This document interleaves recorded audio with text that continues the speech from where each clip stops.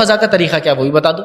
जब कोई नमाज आपकी छूटती है और जो ही आपको होश आए या नींद खुले और पता चले तभी उसको पढ़ना है। मिसाल, आप फजर में अलार्म लगा के सोए, नींद खुली तो क्या हो गया, सूरज निकल गया था, 7 बज गए थे समय। तो हमारे लोग क्या करते हैं बहुत सारे, आप जान दो अब आप जोहर में वजू करेंगे, डबल वजू करके क्या फायदा। तो फिर जोहर से पहले जाते हैं मस्जिद में, वजू करके 2 रकात पहले पढ़ते फजर की और जोहर की। याद रखिए, जो नमाज जब छूट जाती है, जब आपने हदीस में फरमाया जब कोई इंसान को नींद लग जाए, आंख लग जाए, जब वो उठे तब उसके लिए फजर का वक्त है। लेकिन ये सुस्ती कायली वाले और रोज छोड़ने वालों के लिए नहीं हदीस, ये गफलत से हो गया। मैंने अलार्म लगाया, मैंने सब कुछ किया, मैंने घर वालों से कहा, सब होने के बावजूद भी इंसान है, होगी गफलत, महीने में 1-2 बार हो सकती है गफलत हो जाए मुझसे। तो आपने फरमाया जब नींद से जागे जब उसके लिए वक्त है, चूंकि वो गफलत में था, उस पर नींद का गलबा हो गया था, उसने सब कुछ कोशिश की उठने की फिर भी नहीं उठ सका, उसके लिए तब है। असर के लिए आप लेटे और नींद इतनी लग गई कि अब बिल्कुल ऐसा हो गया कि असर का वक्त खत्म होने पर है, बहुत लेट हो गए, उठते ही आपको असर पड़ना, अब ये नहीं जानता मगरिब का, चूंकि जब उठे तब उसके लिए वक्त है, हदीस में अल्फाज है, तभी उसको फौरन अदा कर देनी है। खामोखा के 2 नमाजों को मिलाकर पढ़ना गुनाह कबीरा है। फर्ज अपनी जगह अपने वक्त पर नमाज फर्ज है, कभी भी नहीं पढ़ सकते, ठीक है। तो लिहाजा ख़ज़ा अगर हो जाए, जैसे ही याद है अरे जोहर का वक्त था, फौरन करना है, सर तक इंतजार नहीं, डबल वजू का करना, डबल फला करना, वो करना, ठीक है, फौरन आप उसको कर ले। कुछ लोगों को तो इतनी लालमी होती है कि मस्जिद में जाते वजू करके, अगर जमात खत्म हो गई तो बोलते अब जान दो ख़ज़ा हो गई, अब आप मगरिब में पढ़ लेंगे, सर चले जाते। अरे भाई आप वापस जा रहे हैं, हो गए ना जमात, क्या फायदा, आप मगरिब से पहले पढ़े, तभी आपको पढ़ना। और जो शख्स मस्जिद में दाखिल हो इस नियत से कि नमाज पढ़ो, जमात हो भी गई, आप सल्लल्लाहु अलैहि वसल्लम फरमाया वो नमाज वहीं पढ़े, इसलिए उसको पूरी जमात का सवाब मिलेंगे, क्योंकि उसकी नियत थी, ठीक है। तो बहरहाल ख़ज़ा नमाज को तभी पढ़ना है, और जो नमाज जानबूझ के छोड़ी जाती है वो फौत हो जाती है। किसी ने एक सवाल किया, और सवाल ये, क्या खाने की डिशेस को सजाना और अच्छे अंदाज से पेश करना इसराफ है? ये इसराफ तो नहीं है, इसको सलीका कहा जाएगा, लेकिन उसमें हद से तजावुज कर जाना, लिमिट से आगे बढ़ जाना, फिर इसराफ कहलाएगा। नबी अकरम सल्लल्लाहु अलैहि वसल्लम का घराना गरीब था, ये बात बिल्कुल तय थी, लेकिन बद सलीका नहीं था। फराइज के अंदर एक नियत से ज्यादा दूसरी नियत नहीं मिलेंगी। नवाफिल में उलमा लिखते हैं कि एक से ज्यादा नियत मिलाने से कई चीजों का अजर मिलेगा। किसी ने एक सवाल किया, बच्चे का अकीका कितनी बार किया जा सकता है? देखिए, बच्चे का अकीका तो एक ही बार किया जा सकता है भाई। तो देखिए, आर्टिफिशियल इंसेमिनेशन के लिए जानवर के स्पर्म का सेल करना जायज है, रीजन बीइंग कि जो जानवर हलाल है उनके जिस्म के किसी भी हिस्से को या उनसे निकलने वाले किसी भी चीज को बेचा जा सकता है, वो भी जायज है। किसी वजह से जो मर ना मिले, सफर की वजह से आपको नहीं मिल रही है, आपके एग्जाम की वजह से आपको नहीं मिला, आपके मतलब जिसको कहेंगे बेहोशी की आलम में थे आप, जुमे का वक्त चला गया, या जुमा का वक्त है लेकिन जुमा की जमातें चले गई, गफलत में नींद लग गई, आपको पता नहीं चला और जुमा की नमाज खत्म हो गई, कोई भी चीज हो सकती। आप ऐसे इलाके में थे जहाँ दूर दूर तक जुमा मस्जिद ही नहीं थी जहाँ जुमा की नमाज होती है, ऐसे भी गाँव खली होते हैं जहाँ जुमा की नमाज नहीं होती, तो ऐसे शक्ल में आप क्या करेंगे? ऐसे शक्ल में आप जोहर पढ़ेंगे। इसी तरह नबी अकरम सल्लल्लाहु अलैहि वसल्लम ने फरमाया कि बीमार के लिए, औरत के लिए, गुलाम के लिए, बच्चों के लिए जुमा फर्ज नहीं, याद रखिए। ये लोग जुमा छोड़ भी दे तो कोई मसला नहीं। हर आने वाली चीज को अलामत क़यामत, अलामत क़यामत, अलामत क़यामत, गजा में होगा अलामत क़यामत, फलां होगा अलामत क़यामत, सीरिया में होगा अलामत क़यामत, शाम में होगा अलामत क़यामत, लीबिया में होगा अलामत क़यामत, इराक में। ऐसा नहीं होता। अलामत क़यामत एक अलग चीज है, ये हालात एक अलग चीज है। बिस्मिल्लाहिर्रहमानिर्रहीम, अल्हम्दुलिल्लाहि रब्बिल आलमीन, वस्सलातु वस्सलामु अला रसूलिहिल करीम व अला आलिहि वस्सहबिहि अजमईन। रब्बि इश्रह ली सदरी व यस्सिर ली अमरी वहलुल उक़दतम मिन लिसानी यफ़क़हू क़ौली। अम्मा बाद, तमाम तारीफें उस अल्लाह अज़्ज़ व जल के लिए लायक व ज़ेबा है जो तमाम जानों को बनाने वाला और उसे पालने वाला है, और दरूद सलाम उसके आखिरी नबी मोहम्मद सल्लल्लाहु अलैहि वसल्लम पर। आप सबका इस्तक़बाल इस्लामी तरह से करता हूँ। अस्सलामु अलैकुम व रहमतुल्लाहि व बरकातुहू। अल्हम्दुलिल्लाह, हम तमाम यहाँ इस आस्क एडवोकेट फैज़ सैयद के एपिसोड 37 या पार्ट 37 में जमा हुए हैं, और अल्हम्दुलिल्लाह जो सवालात हमारे पास ईमेल के थ्रू या सोशल मीडिया के थ्रू और कभी कभार लोग जो है यहाँ सवाल भेज देते हैं किसी के जरिए, वो सवालात भी लेंगे, और कुछ सवालात लाइव जो ऑडियंस मर्द हजरात और ख़वातीन जो बैठे हैं वो भी पूछ सकते हैं। मर्द हजरात अपने हाथ उठाएं सवाल के लिए, आप तक माइक लाया जाएगा। ख़वातीन के लिए ऊपर चिट्स होती हैं, वो सवाल अपनी चिट्स पर लिखकर भेज दें। आइए आगे बढ़ते हैं और आज का इस सेशन को स्टार्ट करते हैं, जो कि 37 पार्ट या एपिसोड है हमारा। किसी ने एक सवाल किया, और सवाल ये, क्या खाने की डिशेस को सजाना और अच्छे अंदाज से पेश करना इसराफ है? तो देखिए, खाने के डिशेस को अच्छे से सजाना और अच्छे अंदाज से पेश करना ये इसराफ तो नहीं है, इसको सलीका कहा जाएगा, लेकिन उसमें हद से तजावुज कर जाना, लिमिट से आगे बढ़ जाना, फिर इसराफ कहलाएगा। जैसे मिसाल के तौर पर आपने खाना बनाया और वो डिश तैयार की, डिश तैयार करने के बाद आपने कुछ प्याज तली थी जो उस पर डाल दी, तो अच्छा ही दिख रहा, सजा रहे आप उसको। फिर आपको कुछ उसमें जो है पुदीना या इसी तरह जो कोतमीर वगैरह डालना थी, आपने बड़े अच्छे अंदाज से उसको डाला या बड़े अच्छे अंदाज से रखा। तो एक तो ये डिश सजाने में भी हो गया और एक अच्छा अंदाज भी दिख रहा पेश करने का। जैसे कि एक काढ़ी रख दी पुदीने की और उसमें 2-3 पत्ते लगे हैं, इधर 2 रख दी, नींबू को बड़े अच्छे अंदाज से आपने काटा और उसको खोल के रख दिया, है ना। तो ये इसको तो हम कहेंगे सुथराई या फिर किसी चीज को नफासत से करना, अच्छे से करना या किसी चीज को अच्छे से पेश करना, इसमें तो कोई बुराई नहीं है। तो ये इसराफ में भी नहीं आएगा, इसमें कोई गलत भी नहीं है, क्योंकि ये चीजें होना चाहिए तो उसमें और आपने उतार दी।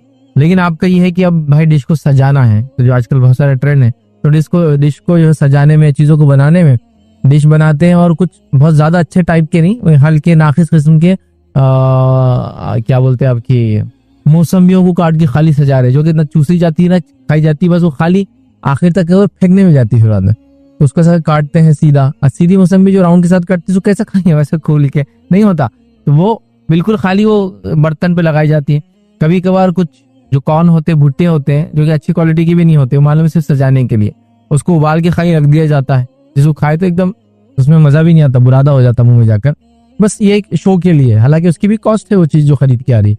इसी तरह जो है कुछ ऐसी चीजों को उस पर रखना या ऐसी चीजों से उसको सजाना जो उसका पार्ट नहीं है, खाने का हिस्सा नहीं है, उसमें कोई फायदा नहीं होने वाला, लेकिन सिर्फ एक अच्छा खूबसूरत दिखे, जिसको आप बस वो रखे, बाद में उसको फेंक दिया जाए या उसको खाया ना जाए, उसको वेस्ट किया जाए, तो ये तो मैं कहूंगा दुरुस्त नहीं होगा, फिर इसराफ में आएगा। But at the same time generally किसी चीज को जो खाने का हिस्सा है उसको अच्छे से डालना। जैसे कि आपने खाना बना दिया फ्रूट सलाद और उसके ऊपर नमक या आप काली मिर्च डालते हैं तो कोई अच्छे स्टाइल से आपने डाली, तो उसमें कोई मसला, क्योंकि वो पार्ट है। ऐसा नहीं है कि जब खाना शुरू होगा तो ऊपर का निकालेंगे उसको फेंक देंगे और फिर खाना शुरू होगा, ऐसा नहीं, उसका पार्ट। तो सजाना अच्छे अंदाज से पेश करने में कोई अर्ज नहीं है। जो खवातीन ऐसा करती है ये अच्छी बात है, एक अच्छी आदत है चीजों को सलीके से पेश करना। नबी अकरम सल्लल्लाहु अलैहि वसल्लम का घराना गरीब था, ये बात बिल्कुल तय थी, लेकिन बद सलीका नहीं था, वाह सलीका लोग। मतलब इसको हम कहेंगे कि अगर कोई एक इंसान गरीब है और वो अपने घर के ऊपर पर्दे के लिए उसके पास पैसा नहीं है तो थैले लटकाता है, बट वो थैले लटकाने का भी सलीका होता है ना। थैलों को उसने अच्छे से पुराया, जिस तरह से पर्दे को पुराया जाता है, उसको बेहतरीन अंदाज में लगाया, उसके पेबंदों को अच्छे से जो है बंद किया, तो ये भी एक सलीका है, याद रखिए। तो गुर्बत में भी नबी अकरम सल्लल्लाहु अलैहि वसल्लम का घराना बहुत बड़ा सलीका था, याद रखिए। सलीका एक मोमिन की सिफत है, तो खाने में सलीके से पेश करना, जिसमें आप कह रहे हैं कि खाने की चीजों को सजा दे रहे हैं, अच्छे अंदाज से रख रहे हैं, कोई हर्ज नहीं इंशाल्लाह। लेकिन ये इसराफ ना हो, वेस्ट चीजें ना हो और खाने को पुरतकल्लुफ भी ना बना दे, ये भी एक चीज जरूरी है। वरना आपने ऐसा सजा दिया इतना पुरतकल्लुफ कि खाने वाले को आप बोले पहले यहाँ से लड़ तो उधर के गिर जाते पत्ते, पहले अब ये लीजिए, नहीं तो वो क्या होता पूरा हो जाता। कैसे बदअखलाक लोग थे, बीच में चमचा डाल दिया, इतना डिजाइन था पूरा खराब हो गया। अब खाने को कोई चीज रखी हुई है उसमें भी अखलाक और बदअखलाकी, मतलब ठीक है वो खाने की चीज आपने डाली, बट आप एक्सपेक्ट कर रहे हैं कि आदमी उसको ऐसे ढंग से खाए, तो इसमें फिर तकल्लुफात शुरू हो जाते हैं। फिर ये तकल्लुफात क्या करते हैं, खाने के मकसद को फौत कर देते हैं। मतलब खाने का मकसद था सेहत को अच्छी रखना, अच्छी ग़िज़ाइयत खाना, जिस्म को ताकत तवानाई देना, अब वो क्या हो गया, सोच समझ के खाना, ठीक है। तो वो अंदाज ना हो, या फिर आपने खाने को रखा जिसको हाथ से खाना है खाए, आजकल चमचे भी कॉमनली चल रही, इसको चमचे से खाना है खाए, लेकिन उसमें भी आप कह रहे नहीं हाथ से तो खा ही नहीं सकते, हवा से खाना फरा, तो पुरतकल्लुफ भी फिर ना हो। तो अच्छे से सजाना, अच्छे से रखना, अच्छे अंदाज से पेश करना बिल्कुल जायज है, कोई मसला नहीं, अच्छी बात है, अच्छा सलीका है, लेकिन उसको पुरतकल्लुफ ना बना दे और ऐसी चीजों से ना सजाए जो वेस्ट हो, तो बहरहाल फिर ये दुरुस्त नहीं होगा। तो खाने को सजाना अच्छे से पेश करने में इंशाल्लाह जिस कोई हर्ज नहीं। किसी ने एक सवाल किया, क्या एक ही नेकी के काम में कई नियतें होने से क्या उसके अजर में भी इजाफा हो जाएगा? तो देखिए एक काम है उसमें आपने कई नियतों को मिला लिया, तो क्या इसके अजर में इजाफा हो जाएगा? तो जो फराइज है, फराइज के अंदर एक नियत से ज्यादा दूसरी नियत नहीं मिलेंगी।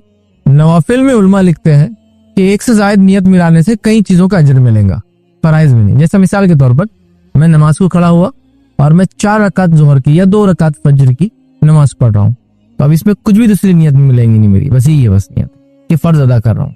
लेकिन उलमा लिखते हैं नफिल नमाज में आप ये कर सकते हैं कि 2 रकात नफिल का आपने नियत की, उसी में आपने ये नियत की कि 2 रकात तहियतुल मस्जिद, उसी में आपने नियत कर ली कि 2 रकात शुक्राने के तौर पे, उसी में आपने नियत कर ली कि 2 रकात फला, तो वो कहते हैं कि सब मिल सकती है नियतें, क्योंकि ये वाजिब और फर्ज नहीं है। लेकिन अगर आप कहें मैंने नजर की नमाज मांगी थी कि इतनी नमाजें पढ़ूंगा नजर मेरी पूरी जाए, मन्नत पूरी हो जाए, तो याद रखिए उसमें भी फिर दूसरी नियत नहीं मिलेंगी, क्योंकि उसके अंदर अल्लाह के लिए आपने नजर मांगी थी, उसको पूरा करना है, अब नहीं मिलेंगी।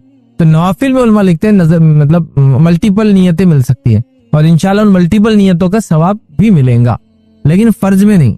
जैसा मैं फर्ज रोजा रख रहा हूँ, फर्ज रोजा है, फर्ज रोजे की खजा कर रहा हूँ तो फर्ज रोजे की खजा कर रहा हूँ, लेकिन एक नफिल रोजा रख रहा हूँ, जैसे मिसाल के तौर पर मैंने एक नफिल रोजा रखा और मैं ये सोच रहा हूँ कि ये नफिल रोजा जुमेरात का है, ये रोजे के अंदर मुझे अल्लाह ताला जो है इसके अलावा जो है फला कभी करे, तो मल्टीपल उसमें हो सकती है, नमाज में हो सकती है, लेकिन फर्ज में नहीं होंगी। फर्ज जो फर्ज है वो फर्ज ही होंगे, याद रखिए। उसमें अगली या पिछली नियतों का आप इजाफा या शामिल नहीं कर सकते, याद रखिए।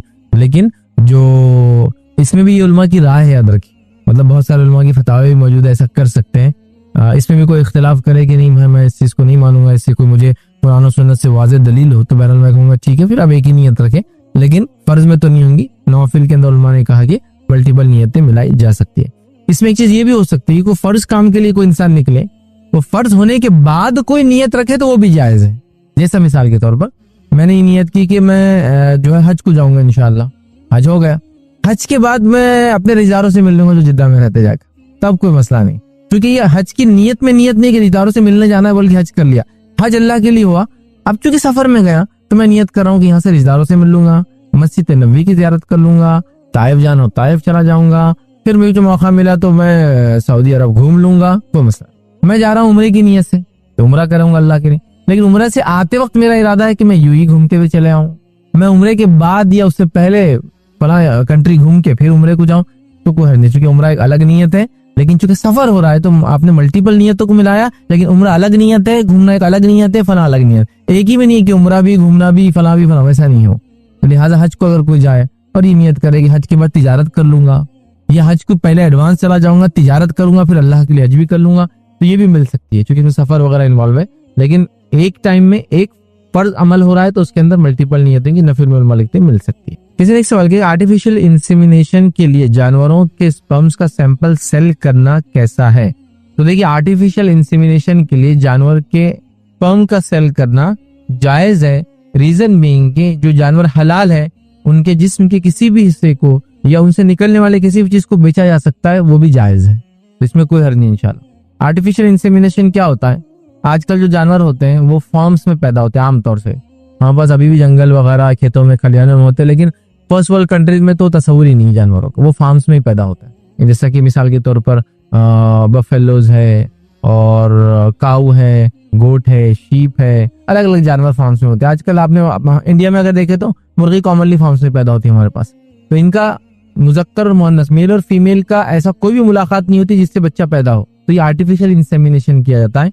मतलब मेल का वो पार्ट निकाल के ला लिया जाता है और फीमेल को दे दिया जाता है इंजेक्टेबल्स के जरिए, ये जो भी तरीका होता है उसको इंसेमिनेशन करने का वो किया कर दिया जाता है, जिससे फिर औलाद वजूद में आती है। ठीक है, मतलब मुर्गी है तो अंडा देंगी, भेड़ बकरी है तो बच्चा देंगी, ठीक है, तो ये सब होता है। तो सवाल ये क्या वो स्पर्म का सैंपल सेल करना ये कैसा है? तो ये किया जा सकता है, इसमें कोई हर्ज नहीं। ऐसी जगह आप जॉब भी कर सकते हैं जहाँ ये होता है। बहुत सारी जगह गवर्नमेंट ऑफिसेस होते हैं जहाँ अच्छी नस्लों की गाय, बैल, बकरी, भैंस डेवलप की जाती है, तो ये सब वर्क करते हैं। या आप प्राइवेटली ये काम कर रहे हैं कि आप इंसेमिनेशन के लिए आप स्पर्म निकालते हैं जानवर का और सेल आउट कर देते हैं, उसका एक प्रोसेस होता है, वो एक अलग चीज है। बट आप अगर सेल कर रहे हैं तो इसके बेचने में कोई हर्ज नहीं है, सिवाय इसके कि हनफी फुक़हा ने इसके अंदर इख्तिलाफ किया है। अहनाफ के नजदीक या हनफी जो फुक़हा है वो कहते हैं कि जो स्पर्म है वो नजस है, क्योंकि वो नजस है लिहाजा उसका बेचना भी जायज नहीं होगा। लेकिन इसके अलावा तमाम के तमाम उलमा ने अहनाफ को छोड़कर सभी ने कहा कि जायज है और वो नजस नहीं होता, याद रखें, ठीक है, वो जानवर के जिस्म का हिस्सा है, उससे उसकी नस्ल वजूद में आती है, लिहाजा वो किया जा सकता है। तो लिहाजा एक आम बात कहूंगा कि आर्टिफिशियल इंसेमिनेशन अगर जानवरों का आप कर रहे हैं तो स्पर्म वगैरह आप सेल करते हैं या उसको टेस्ट करके देते हैं या उसका क्वालिटी बताते हैं, फिर उसके बाद उसको सेल करते हैं, उस पर उजरत लेते हैं, तो ये तमाम चीजें इंशाल्लाह जायज होंगी, इसमें कोई हर्ज नहीं है। और मैं समझता हूँ जानवरों में और सब्जियों में और फलों में तो यही तरीके से आजकल सारी चीजें पैदा की जा रही है, यही तरीका बहुत ज्यादा इस्तेमाल हो रहा है। मतलब इसका कुछ हिस्सा ले लिया, उसमें कुछ हिस्सा डाल दिया, दोनों को मिला दिया, एक चीज कर दी, बल्कि कई नए फल भी वजूद में आए। जैसे कि आप देखेंगे, आप कुछ फल है जैसे कि संतरे को ले लिया और मौसम्बी को लिया और एक तीसरा फल बना दिया कीनो। कीनो को फल नहीं होता है, वो दोनों का मिक्सचर है। वो संतरे की कुछ खुसूसियतें लाता है अपने साथ और मौसम्बी की कुछ खुसूसियतें लाता है अपने साथ, है ना। कई चीजें आप अगर पुराने अंगूर को याद करें, जब आप छोटे थे 20 साल पहले भी इसको आप आजमा सकते हैं, तो अंगूर की दो क्वालिटी थी और 30-40 साल पहले तो एक ही क्वालिटी थी। 30-40 साल पहले वाला अंगूर का साइज छोटा और 2 से 3 बीज निकलते थे। उसके बाद जो अभी 20 साल में आया तो 2 अंगूर मिलते थे, बीज वाला बगैर बीज वाला। अभी तो अंगूर बगैर बीज के आते, तो बीज क्या कर दिया गया, गायब कर दिया गया उसका। अभी तरबूज को आप देखिए लाल आता था, अब पीला भी आ रहा है, आपने देखा पीला तरबूज। तो ये होता है। तो अब क्या कर रहे हैं लोग, मिक्स कर रहे हैं वगैरह। तो ये टेक्निक्स बहुत आगे जा रही है। तो जानवरों में भी किया जा रहा है, फल फ्रूट और सब्जी में तो बहुत जमाने से किया जाता है, याद रखिए। लिहाजा ये दुरुस्त याद रखिए, स्पर्म सेल वगैरह। और ये सिर्फ हलाल जानवरों का याद रखिए, ये जरूरी है। तो आप बोले मैं शेर का कर रहा हूँ, चीतों का कर रहा हूँ, बिल्ली कर रहा हूँ, कुत्तों का कर रहा हूँ, नहीं कर सकते। वो जानवर जिनको खाया जा सकता है उनका आर्टिफिशियल इंसेमिनेशन ये जायज है, याद रखिए। और ये जानवरों की हद तक है, इंसानों के साथ ये नहीं किया सकता है, क्योंकि इंसानों के मामले में नस्ल की बका, कौन किसकी औलाद है, ये बहुत अहम चीज है। लिहाजा वहां ये नहीं हो सकता, ठीक है। तो जानवरों की हद तक, हलाल जानवरों में ये अगर कोई करता है तो इसका सैंपल सेल करना या इसमें वर्क करना या इससे उजरत कमाना, इसमें इंशाअल्लाह अजीज कोई हर्ज नहीं, ऐसा किया जा सकता है। इसने एक सवाल किया, बालों में कंघी करने की क्या हद है? कुछ लोग पॉकेट में कंघी रखते हैं और हर थोड़ी देर को बाल जमाते हैं। तो देखिए, बालों में कंघी करने में कोई हर्ज नहीं है, बस उसमें इंसान इतना गुलू ना कर दे कि बस वो कंघी करने का आदी हो जाए। और कुछ लोग, अभी तो कम लोग करते हैं, लेकिन पहले जमाने में बहुत ज्यादा था, क्योंकि आज का जो फैशन है बालों को बिखरा रखना है।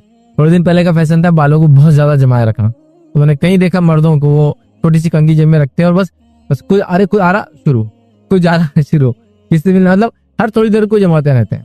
तो टू मच हो जाता है कभी कभार।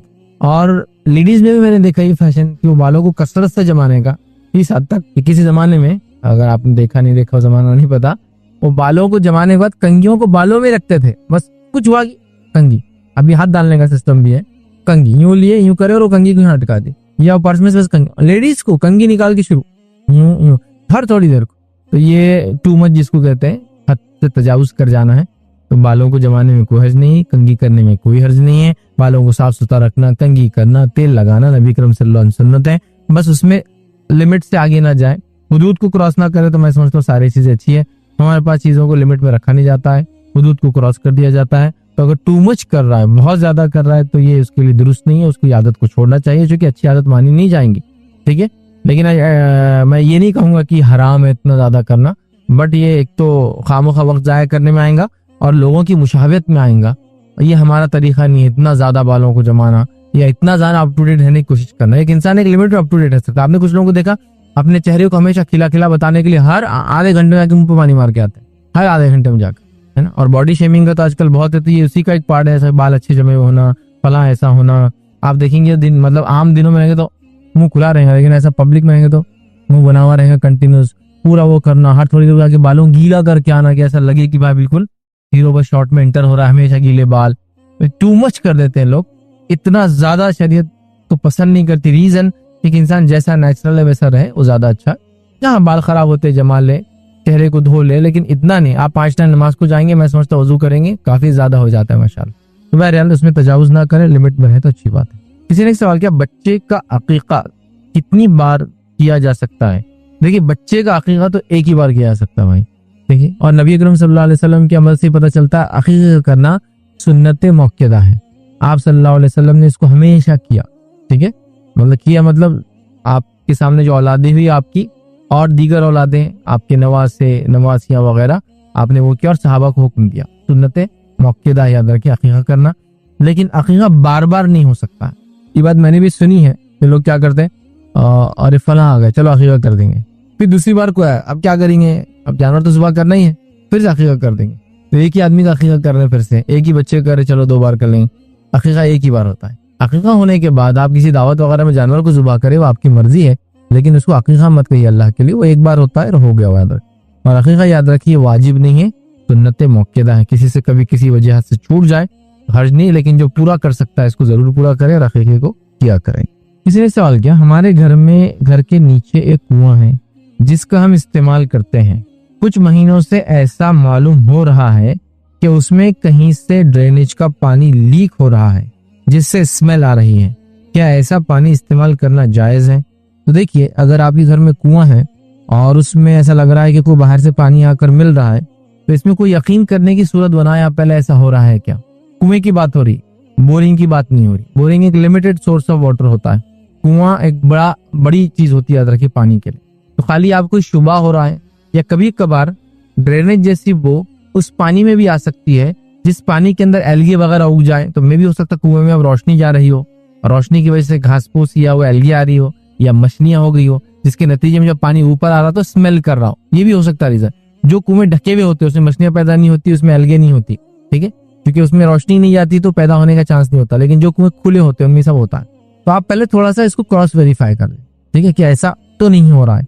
अगर ऐसा हो रहा है तो फिर वो स्मेल का कोई इश्यू नहीं, ठीक है। रहा ये कि पानी इस्तेमाल दुरुस्त है, तो याद रखिए पानी का इस्तेमाल स्मेल आने के बावजूद याद रखिए, अगर स्मेल ज्यादा है मतलब उसकी पानी के नेचर को छोड़ दे रही है तो दुरुस्त नहीं है। इसलिए वो पानी को नापाक करने के लिए 3 चीजें देखी जाती है।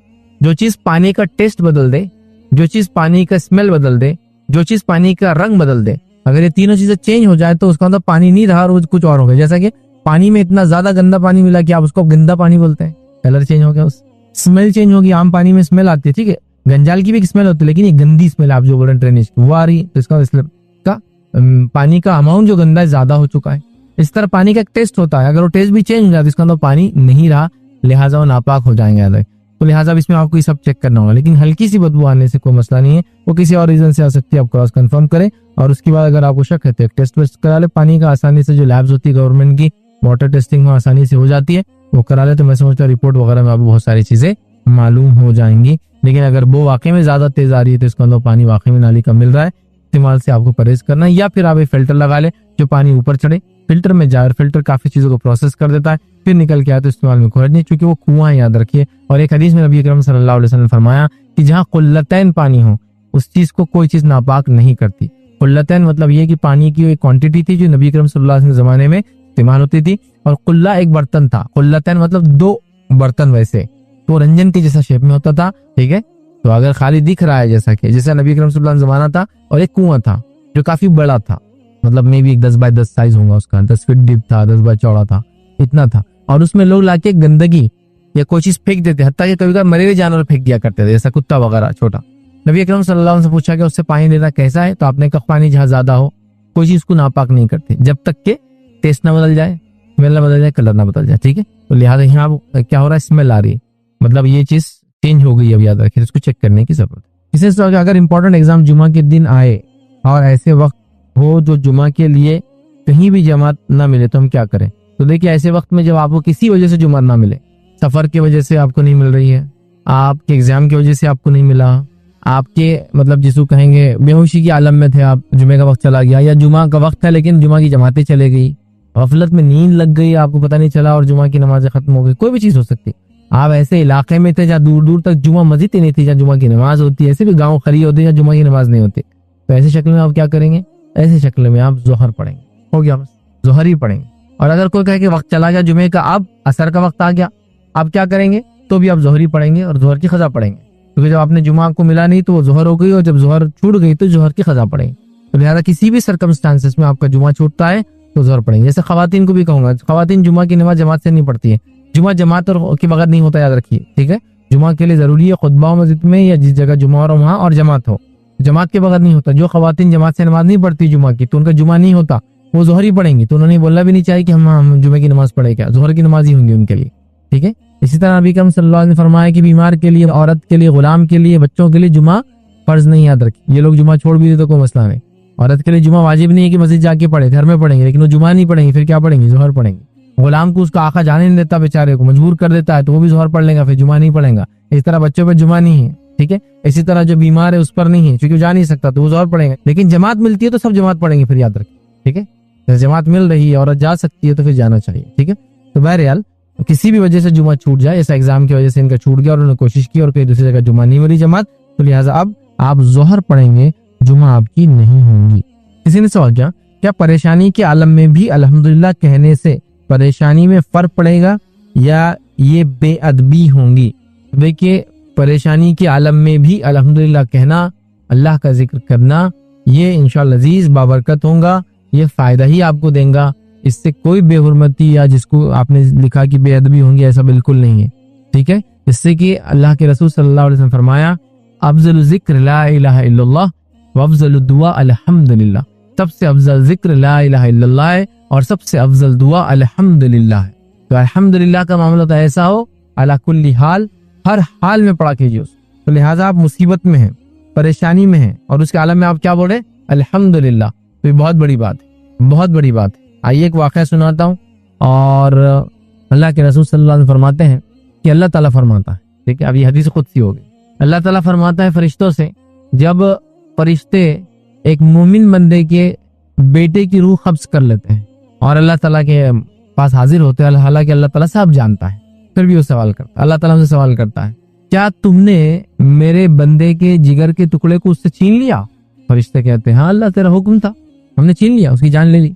तो अल्लाह ताला पूछता है कि फिर मेरे उस बंदे ने क्या कहा? इतनी बड़ी मुसीबत है, बेटा मर गया किसी का, तो उस बंदे ने क्या कहा? तो फरिश्ते फरमाते हैं, अल्लाह उस बंदे ने तेरी हम्द बयान की, अल्हम्दुलिल्लाह का। तो अल्लाह ताला हुक्म देता, जाओ इसके लिए जन्नत में घर बना दो और उसका नाम रख दो बैतुल हम्द। ठीक है, तो एक मुसीबत, औलाद का मरना, उस पर क्या बोल रहा है बाप? अल्हम्दुलिल्लाह। क्या मिला उसके वजह से? जन्नत में घर। तो आपने जो सवाल किया, किसी मुसीबत में अल्हम्दुलिल्लाह कहने से क्या मुसीबत में फर्क पड़ेगा, परेशानी फर्क पड़ेगा, या बेअदबी होंगी कि अल्लाह मुझे आजमा और मैं अल्हम्दुलिल्लाह बोल रहा हूँ? बेअदबी नहीं होंगी। अल्हम्दुलिल्लाह दुआ है, कभी भी कीजिए, हमेशा बोला कीजिए, हर हाल में बोला कीजिए, तंग से तंग दस्ती में और खुश से खुश हाली में, हर बार अल्हम्दुलिल्लाह। मुसीबत से मुसीबत में, और जिसको हम कहेंगे फरावानी से फरावानी में, क्या कहेंगे आप? अल्हम्दुलिल्लाह। हर हाल में अल्हम्दुलिल्लाह अला कुल्ली हाल, जिसको बोलेंगे हर हाल में अल्हम्दुलिल्लाह बोलना चाहिए। याद रखिए, बड़ी अहम चीज है, याद रखिए, बड़ी अहम चीज, और ये बड़ा अच्छा कलमा है, बहुत फायदे की चीजें हैं हमारे पास। लेकिन हमारे माहौल में किसी के नुकसान या गम पर, खास तौर से मौत का ले ली, चूंकि मैंने मौत के वाक़या सुनाया आपको, मौत पर जो है हम बोलते हैं इन्ना लिल्लाहि व इन्ना इलैहि राजिऊन। ठीक, जनरली ये पढ़ा जाता है। अल्हम्दुलिल्लाह कोई नहीं बोलता, क्योंकि मौत पे कोई अल्हम्दुलिल्लाह बोले तो उसकी तो हालत बुरी करने वाला सामने वाला। जैसा कोई आए बोले वालिद का इंतकाल, अल्हम्दुलिल्लाह, मतलब वालिद का इंतकाल होगा, अल्हम्दुलिल्लाह कैसा हो सकता है ना? हमारे पास तो इन्ना लिल्लाहि व इन्ना इलैहि राजिऊन होगा और मामला खत्म हो जाएगा। इन्ना लिल्लाहि व इन्ना इलैहि राजिऊन, किसी की मौत पे जब आप पढ़ेंगे तो ये एक दूसरे को हम बता रहे हैं, अल्लाह की तरफ से आते, अल्लाह की तरफ जाना है। ये तू क्या मिला उसमें? कुछ भी नहीं मिला, तो बोलना पड़ेगा अल्लाह मग़फ़िर लहू, और हम कुछ ना कुछ दुआ देना पड़ेगा। ठीक है, ये तो आप हमने एक दूसरे को बोला कि हम अल्लाह के पास से आए थे, अल्लाह के पास चले गए, ये तू क्या मिला? इस बोलना पड़ेगा आपको उसके बाद, अल्लाह उसकी मग़फ़िरत करे, उस पर रहम करे, उसको गुनाह माफ करे, फला करे, ऐसा बोलना चाहिए। बहरहाल तो अल्हम्दुलिल्लाह हमारे पास नहीं बोला जाता है। ठीक है, और इन्ना लिल्लाहि व इन्ना इलैहि राजिऊन भी हमारे पास मौत के बाद ही पढ़ा था, पहले नहीं। जैसा कोई आया और कहा कि भाई फला है, बड़े सीरियस बीमार को, इन्ना लिल्लाहि, अरे जिंदा है ना अभी वो, अस्तग़फिरुल्लाह, तौबा, इन्ने गलती से बोल दिया मैंने, ऐसा होता नहीं। इन्ना लिल्लाहि व इन्ना इलैहि राजिऊन, किसी भी नुकसान, किसी भी दुख, किसी दर्द, किसी चीज के गुमने पर, किसी तकलीफ के आने पर, किसी मुसीबत, सब पर पढ़ा जा सकता है। इवन चीजों को गुमने पढ़ सकते हैं, तो मसला नहीं। बहरहाल चलिए, तो अल्हम्दुलिल्लाह हर हाल में पढ़ सकते हैं, तो आपका अल्हम्दुलिल्लाह पढ़ना बहुत अच्छी बात है, और ये एक मोमिनाना सिफत और वस्फ है कि कोई इंसान तकलीफ में और अल्लाह का इस तरह से जिक्र कर अल्हम्दुलिल्लाह या अल्लाहु अकबर सुभानअल्लाह कहना चाहिए। और इसमें कोई बेअदबी वाली चीज नहीं है कि अल्लाह ने आपको तकलीफ दी और आपको आजमा और आप अल्हम्दुलिल्लाह बोल रहे। होता है ना, हम ये सोचते अल्हम्दुलिल्लाह मतलब और ज्यादा होना, इसमें मजीद इजाफा होना, तो लोग डरते हैं इसको पढ़ने से। ठीक है, तो बहरहाल वो कर, जैसा कि किसी ने एक बार मुझसे सवाल किया था कि हम दवा खाए तो उसमें बिस्मिल्लाह पढ़ेगा दवा से पहले? बहुत सारे लोग दवा खाते तो बिस्मिल्लाह नहीं पढ़ते, नहीं बोले अरे बरकत आ जाएंगे ना बीमारी के अंदर। तो देखिए, सबसे पहले जब आप दवा खा रहे तो बीमारी के लिए दवा खा रहे या शिफा के लिए दवा खा रहे? शिफा के लिए, तो बरकत शिफा में आएंगी, बीमारी में आएंगी। जब बिस्मिल्लाह पढ़ के खाएंगे तो शिफा में आएंगी ना। तो बड़े लोगों के अजीब व गरीब बहरहाल मंतिक़े हैं। तो बहरहाल अल्हम्दुलिल्लाह बोलना मुसीबत के आने पे कोई हर्ज नहीं, ये एक अच्छी सिफत है, मोमिनाना वस्फ है जिसको हम कहेंगे। किसी ने एक सवाल किया, किसी का बचपन में निकाह कर दिया जाए और बाद में लड़की या लड़का उसका इनकार करे तो इसका क्या हुक्म है? तो अब देखिए भाई, लड़की और लड़के के निकाह मैं गुजारिश करूंगा बचपन में नहीं करना चाहिए। एक तो लॉ ऑफ द लैंड भी हमारा कहता है कि ऐसा नहीं होना चाहिए। सेकंड, मैं आपको कहूंगा कि बच्चों की मेंटालिटी, जमीन जमाना, हालात बहुत चेंज हो गए हैं। मैं रिक्वेस्ट करूंगा कि बचपन में बच्चों की शादियां आप ना करें, बड़े होने के बाद हो सकता है एक दूसरे को पसंद ना करें। वैसे होना ये चाहिए कि अगर ऐसा तय हो जाए तो बच्चों का काम वालिदैन की इस बात को पूरा करे, वो एक अलग बात। अभी जमाना बहुत अलग जा रहा है, बच्चे अभी आपकी छोटी सी बात, कपड़े कौन से पसंद करने को रेडी नहीं है, तो ये किसी लड़की को पसंद करना, लड़के को पसंद करके निकाह करना बहुत दूर की बात है। तो बहरहाल वो गुजारिश तो करूंगा, अब ऐसे निकाह बिल्कुल ना करें। अब ऐसा हुआ था और अब वो राजी नहीं है तो निकाह कर दिया जाए, निकाह हो गया समझ। अभी मेरी बात तो बहुत सारे ममालिक में सुनते लोग, इंडिया के अलावा, जहाँ बहुत सारी जगह बहुत सारी चीजें हो सकती है जायज होंगी, लीगल होंगी। तो बहरहाल अगर कर दिया जाए, अब अगर वो नहीं रहना चाहते हैं तो वही होगा तलाक खुला, वही करना पड़ेगा। ठीक है, वो मिले नहीं तो तलाक खुला होंगे। जैसा कि लड़की बोलती है मुझे नहीं रहना है, तो आप क्या करेंगे? खुला लेंगे। और लड़का बोलता मुझे नहीं करना है, तो आप तलाक लेंगे। तो तलाक या खुला ही हुआ, चूंकि निकाह अगर हो गया, निकाह नहीं हुआ, खाली रिश्ता तय हुआ कि अब्बा ने रिश्ता तय कर दिया, अम्मी ने रिश्ता तय कर दिए, तो ऐसे मामले में तो रिश्ता तय हुआ तो रिश्ता तोड़ दे, वो तो कोई मसला नहीं। लेकिन निकाह अगर हो गया तो फिर खुला या तलाक होंगी। लेकिन गुजारिश करूंगा वालिदैन से ऐसा ना करें। हमने भी देखा जब हम छोटे थे तो बच्चा जैसे किसी को हो जाए तो लोग इंतजार करते थे, और जैसे सब मिसाल के तौर पर लड़का हो गया तो फौरन बात आ गई भाई कि हम इस बच्चे का निकाह जो हमारी बहन की बच्ची से कर देंगे, अगर उनको होती है तो फलां तय कर लेते हैं, या फिर मेरा लड़का है पहले से और लड़की हो जाए बहन को, तो भाई मेरी बहन की लड़की से मैं इसका निकाह कर दूंगा। ये बात बोली भी होती है, बोलचाल में रहती है कि बहन का रिश्ता इनसे तय हुआ। रिश्ता तय हुआ तो एक अलग मसला याद रखिए, वो तो एक अलग इशू है, उसमें तो खाली रिश्ता तोड़ना है। लेकिन यहाँ अगर निकाह हो गया है तो खुला या तलाक होंगी, याद रखिए। किसी ने एक सवाल किया, क्या नहाते वक्त और वजू करते वक्त बात करना मना है? तो देखिए, नहाते वक्त और वजू करते वक्त दोनों वक्त शरई जरूरतों के तहत या जरूरतों के तहत बात करने में कोई हर्ज नहीं, कोई ममानियत नहीं, ठीक। हाँ, बैतुल खला में अमूमन बात करना पसंद नहीं किया जाता है, खासतौर से जब पैखाना वगैरह हो, टॉयलेट जिस तरह होता है, कमोड या भांडा जहाँ होता है, नहीं करना चाहिए वहाँ बातचीत। लेकिन हमाम अलग होता है। लेकिन अब हमारे पास मसला ये है कि वो कॉमन होते हैं, तो टॉयलेट भी होता है, हमाम भी होता है। अगर आप हमाम में जरूरत पड़ने पर बात करने में कोई हर्ज नहीं। कोई आया तो फला बिठा दो, फला चीज ये है, अरे मैं वो चीज भूल गया, इंस्ट्रक्शन कभी देना पड़ता है, फला चीज उठा दो, फला हुआ, तो बात करने में कोई हर्ज नहीं। वजू करते भी सेम वैसी है, जरूरत नहीं है तो आप बात ना करें, लेकिन जरूरत है तो बात करने में एट द सेम टाइम उसी वक्त कोई हर्ज भी नहीं। तो लिहाजा हमारे पास बड़ा मसला है, कहाँ कहाँ बात करें और कहाँ कहाँ बात ना करें। हमारे पास अमूमन कहा जाता है अजान होते हो बात नहीं करना, इतना खामोश बैठते हैं लोग कि कोई सलाम भी करे तो जवाब नहीं देते उसको, इसलिए बोले बात। दूसरा, खाना खाते वक्त बात नहीं करना बड़ा मशहूर, आपने देखा लोग खाना खा रहा कोई आदमी, अगर आप सलाम भी करें ना तो बाद में बोलता समझता नहीं का खा रहे थे ना। अरे खाना खाते वक्त जो बात नहीं करना बोलते वो इसलिए बोलते हैं ऐसा कि खाने का कुछ लुकमा वगैरह गले में चल जाएगा, सांस की नाली में चले जाएगा, फेफड़ों में जाएगा, उस वजह से ठसका लगेगा जिसको बोलते हैं। लेकिन उसका मतलब ये नहीं कि वो मुंह ही ना खोले और वो करे। अजान के टाइम भी मैंने देखा और यहाँ भी देखा। इस तरह वजू वगैरह के टाइम पे नहीं करना, ठीक है। वजू के टाइम पे आप बोल सकते हो कुल्ली कर रहे, नाक से पानी ले रहे तो नहीं करना, बात पानी चल जाएगा, बट कोई मनाही नहीं याद रखे। इसी तरह बोला था मस्जिद में बात नहीं करना, मस्जिद में बेवजह दुनिया की फालतू बातें नहीं करना, लेकिन जरूरत और शरई बातें तो मस्जिद में की जा सकती है। नबी अकरम सल्लल्लाहु अलैहि वसल्लम तो फजर की नमाज के बाद सहाबा को जमा करते हैं और पूछते हैं किसी ने ख्वाब देखा क्या आज? जो ख्वाब देखते हैं उनके ख्वाब की ताबीर बयान करते, या अगर किसी ने देखा तो खुद अपना ख्वाब बयान करते, मैंने आज देखा, तो बात ही हुई ना। तो बेजा बात नहीं करना, तिजारत की बात नहीं करना, धंधे पानी की नहीं। हाँ, ये भी पूछ सकते हैं धंधा पानी कैसा चला ताकि खैरियत के अंदर इंक्लूड करें, लेकिन तुम क्या भाव से बेच रहे, मैं क्या, चूंकि मस्जिद में बिजनेस और बिजनेस का एडवर्टीजमेंट नहीं होना चाहिए किसी भी हाल, इसलिए मना किया बहरहाल। लेकिन वो नहीं, लेकिन ये पूछना कि बिजनेस कैसा चल रहा ताकि उसकी खैर ख्वाही ले, तो कहे अच्छा है, अगर अच्छा नहीं तो बाद में डिस्कस कर रहे हैं, वरना मस्जिद में चालू हो गई है फिर प्लानिंग हो रही है, वो सब नहीं। लेकिन मस्जिद के अंदर आप शरई और जायज बातों को कर सकते हैं, इसमें कोई हर्ज नहीं, खामोशियां जरूरी नहीं। इसी तरह वजू करते वक्त भी गुस्ल खाने में से भी आप जरूरत पड़ने पर बात कर सकते हैं, इसमें भी इंशाअल्लाह अजीज कोई गुनाह या कोई हर्ज नहीं है। एहतियात करें, गुस्ल करते गुस्ल खाने में तो अच्छी बात है। किसी ने एक सवाल किया, मर्दों का लेडीज इनरवेयर सेल करना कैसा है और क्या खवातीन किसी मर्द से इस तरह खरीदारी कर सकती है? तो देखिए, मर्दों का लेडीज इनरवेयर सेल करना ये बिल्कुल जायज और हलाल है, और खवातीन किसी मर्द से इसकी खरीदारी करे ये बिल्कुल जायज और हलाल है, इसमें कोई मुमानियत कोई बुराई नहीं। जैसा हर हलाल चीज को बेचना जायज है तो ये भी हलाल चीज को बेचना भी जायज है, लेकिन इसके अंदर दो शक्लें हो सकती है जो मैं कह सकता हूँ हालात के एतबार से। क्या दो शक्लें हो सकती है? एक ऐसा स्टोर जहाँ लेडीज के इनरवेयर में सारी चीजें होती है जो कपड़ों के अंदर पहना जाता है, वो बेचे जाते हों, और उसी के साथ साथ खरीदारी मर्दों से वो करती है, लेकिन दुकान इतनी बड़ी है कि लोग खुद जाते हैं, खुद लेते हैं और अपने बॉक्स थैली वगैरह बास्केट में डाल के लाते हैं, मर्द सिर्फ बिलिंग कर देता है और चले जाते हैं। एक शक्ल तो ये होगी, तो ये तो कोई बुरी जायज, इसमें तो कुछ भी बाकी नहीं कि ये नहीं, क्योंकि सब इसमें कोई हलाल चीज बेच रहा है, हलाल तरीके से बेच रहा है और कुछ भी नहीं हो रहा है, बस औरत खरीद ले जा रही है। बड़े स्टोर्स भी होते हैं, फला चीज ले रही है, बास्केट में डाल रही है, बाहर आ रही है, बिलिंग हो रही है, चले जाए, ये एक शक्ल। दूसरी एक शक्ल हो सकती है जी मॉल वाली शक्ल है, जो पहली वाली है। सेकंड जो टाइप हो सकता है वो छोटी दुकान वाली टाइप हो सकता है। छोटे दुकान में वैसे नहीं रहता कि आदमी जाके ले, छोटी दुकान में रहता है उसको बोलना पड़ता है, वो बताइए, ये दिखाइए, ये कीजिए। इसमें उलमा लिखते हैं ज्यादा चांसेस है गुनाह और बुराई के, या ऐसी चीजें के हो जाने के जो एक्सपेक्ट नहीं की जा रही थी, या ऐसी बातें कर लेने के जो एक्सपेक्ट नहीं हो रही थी, और शैतान यहाँ मौजूद रहता है। तो यहाँ फिर वो लिखते हैं यहाँ औरतों को रखा, फिर मैं कर रहा, लेकिन बिलिंग तो मर्द भी कर सकता, क्योंकि वहाँ बात नहीं करना है इन द सेंस के उसको बताना नहीं कोई प्रोडक्ट।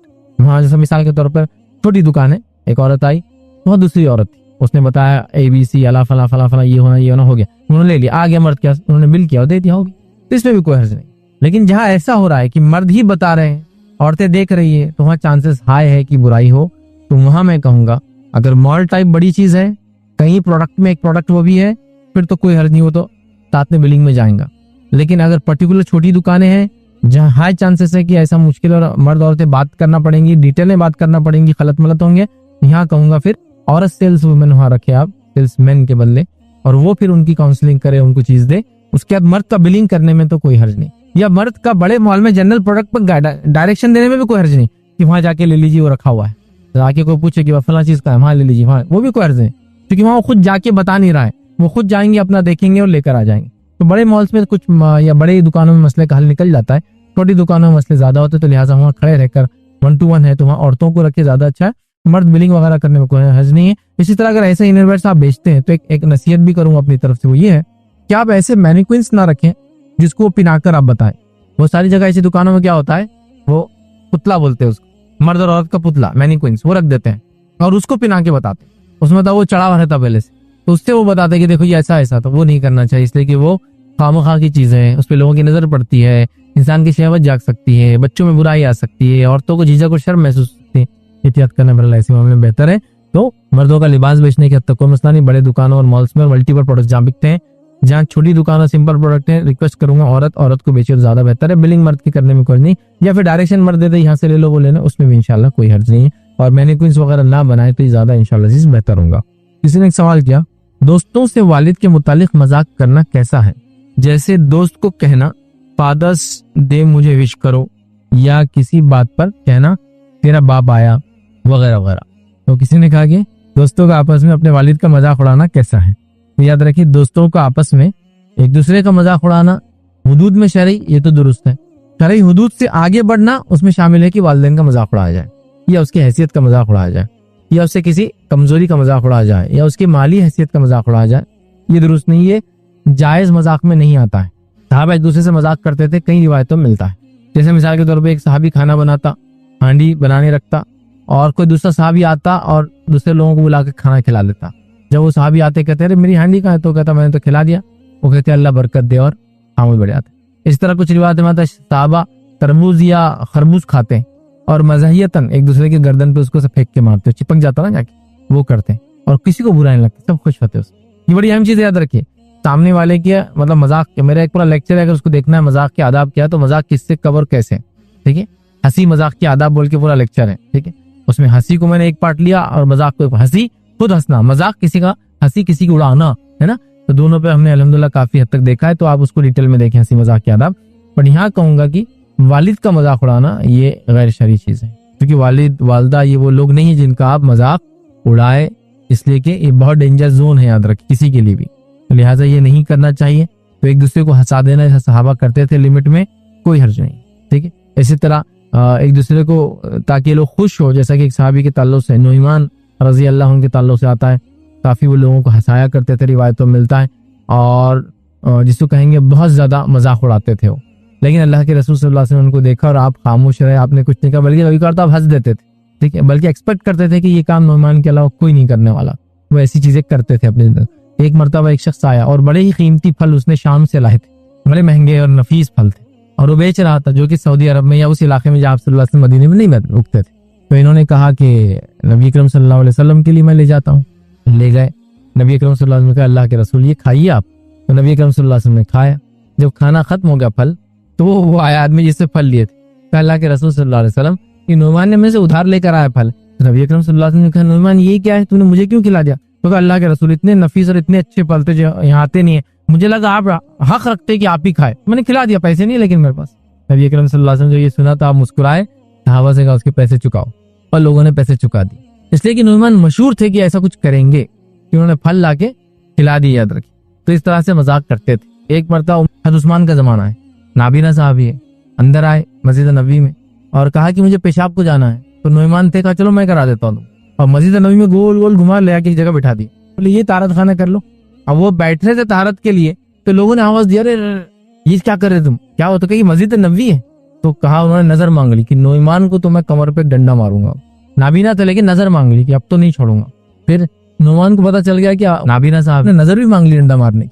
कुछ दिन बाद फिर आए खामोशी, आवाज बदल के आए, आवाज बदल के आके हाथ पकड़ के ले गए और कहा नुईमान वहां बैठा हुआ है, चलो उसको मारेंगे।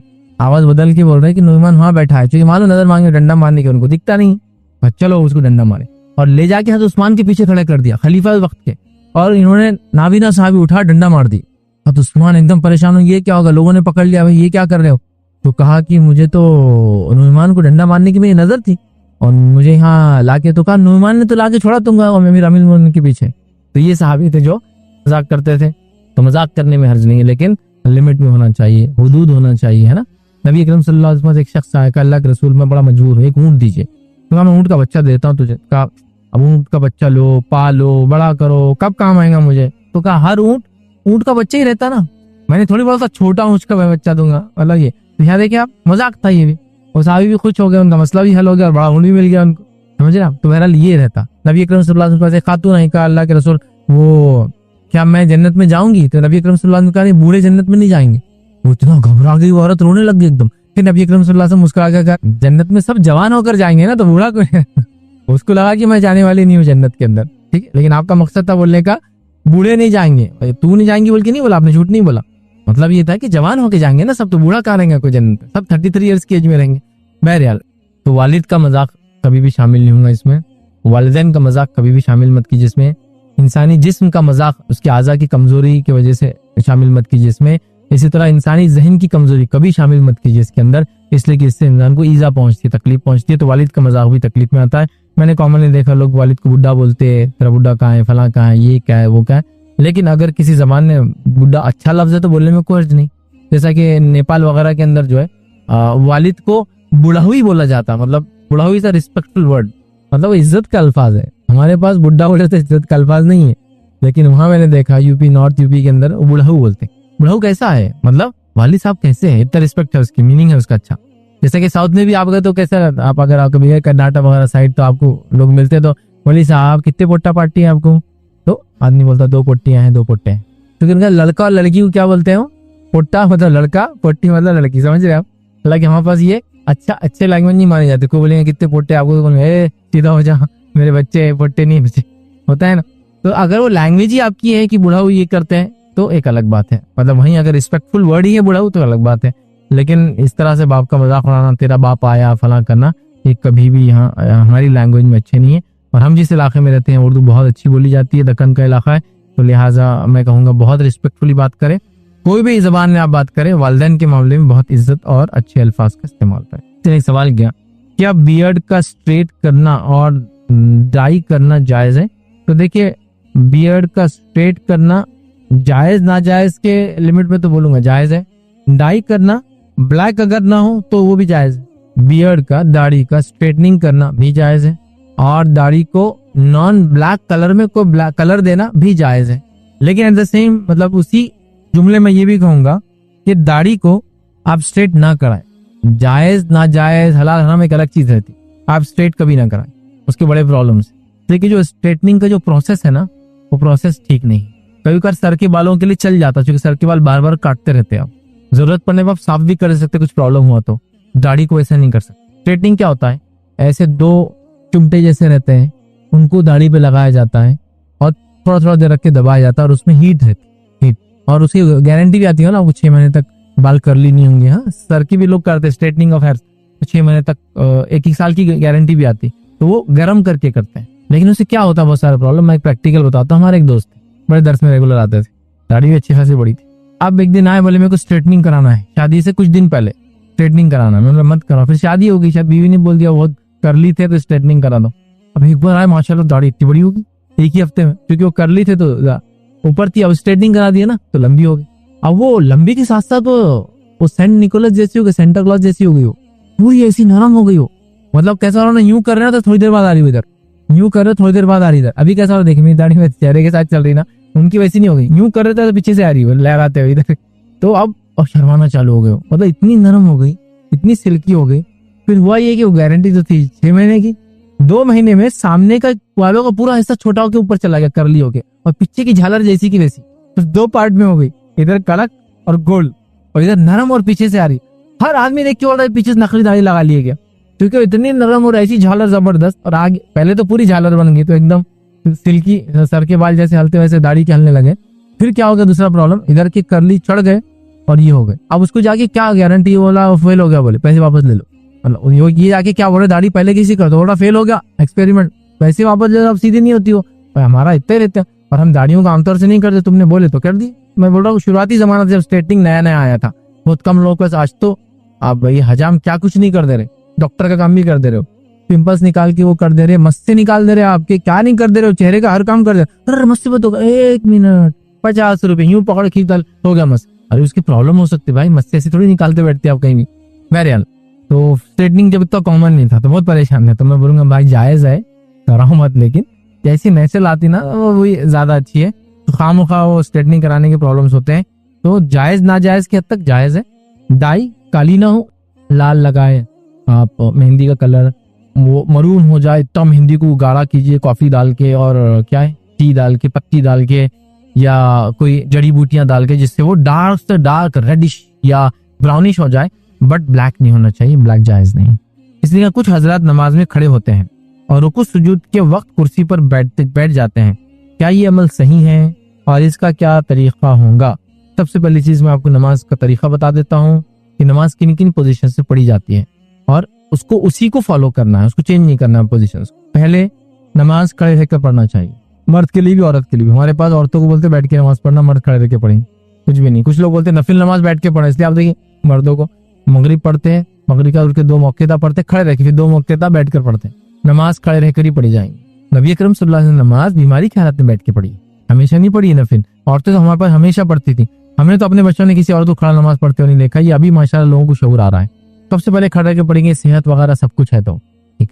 सेकंड पोजीशन, जब आपकी सेहत वगैरह नहीं है तो आपको क्या करना है, बैठ के पढ़ना। बैठ के मतलब कैसा पढ़ना है, हमारे पास यहाँ मसला हो गया, बैठ के बोले तो हम कुर्सी पे आ गए, नहीं, जमीन पे बैठना। जमीन पे 2 जान ऐसा पलटा के बैठ सकते हैं, जमीन पे आप मांडी डाल के बैठ सकते हैं, जमीन पे पैर सीधे करके। तो अब डिपेंड है बीमारी क्या है उसके हिसाब से ये सब कर, लेकिन क्या करना है, सेकंड पोजीशन बैठ कर। इसका सवाब कितना है खड़े रहने के मुकाबले में? हाफ। उसके बाद नमाज अगर पढ़ना है आपको, बैठ भी नहीं सकते तो कैसे पढ़ेंगे, लेट कर पढ़ेंगे, और लेट कर पढ़ेंगे तो इसका सवाब आधा है किसके, बैठ कर पढ़ने से। मतलब अगर खड़े का 100 है तो बैठ कर 50 है, तो जिसको कहेंगे लेट कर 25। उसके बाद भी नमाज नहीं पढ़ सके तो कैसे पढ़ेंगे आप, इशारों में। जैसा हाथ पर शल है, पैरालाइज्ड है, सर काम करता है लेकिन क्या करेंगे आप, इशारों में अल्लाह अकबर। अब हाथ नहीं उठते, पैर नहीं उठता, जो भी प्रॉब्लम है ना, तो अल्लाह इशारे चल रहे, इशारों में नमाज, ठीक। ये लेट की नमाज में आप पूरा मतलब अल्लाह अकबर करके हाथ बांध रहे, तकिए पे लेटे हुए समझो आप बेड पर है। और जब लेट कर नमाज पढ़ेंगे तो लोग सवाल करते हैं किस तरफ मुंह हो, तो मुंह किबले की तरफ होगा। और जब लेट कर नमाज और बैठ कर नमाज पढ़ेंगे और पैर अगर सीधे मोड़ नहीं सकते, सीधे रखते हैं, पैर किस तरफ होंगे, डायरेक्शन पैर का किबले की तरफ होगा। याद रखिए, जैसा आप बीमार है, बेड पे लेटे हैं, तो आप क्या करेंगे, बीमार को बेड को पैरों को किबले तरफ कर देंगे, इसलिए कि आपको चेहरा एक्चुअली किबले तरफ करना है। लेकिन हमारे पास क्या करे मालूम आपको, बेड को उल्टा कर देते, यूं पढ़ रहा हो किबला, पैर नहीं जाना वाले किबले की तरफ। मतलब अजीब गरीब लोग हैं।